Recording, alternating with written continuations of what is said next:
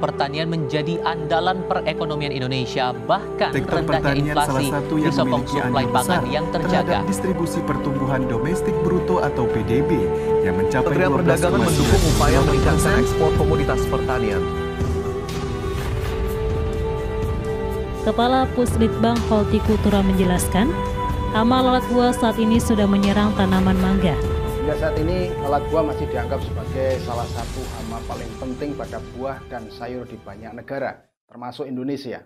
Ya, seperti yang kita ketahui, sektor pertanian di Indonesia masih menjadi sektor andalan. Namun, mirisnya, masalah hama masih saja menjadi kendala, terlebih lalat buah. Di Bali, kasus serangan lalat buah bervariatif, mulai dari 4% hingga yang tertinggi di angka 66%. Bahkan, untuk 1 hektar lahan, kerugian akibat lalat buah mencapai 29 juta rupiah. Mari kita mulai dengan elektrostatik.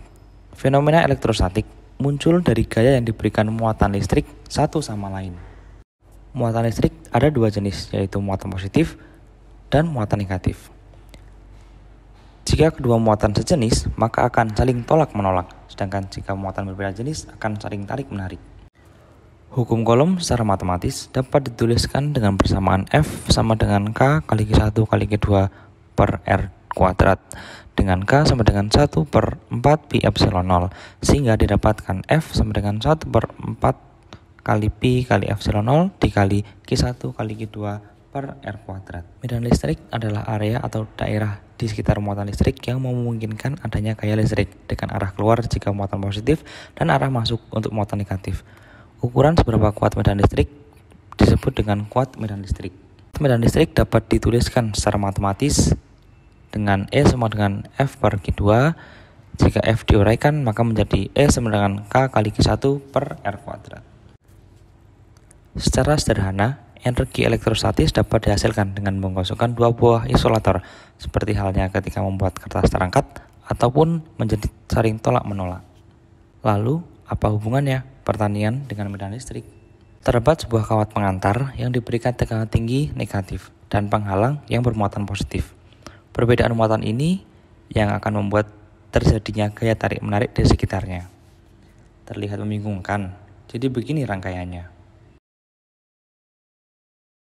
Terdapat high voltage, controller, regulator, dan sensor tegangan. Begini kira-kira bentuk perangkapnya.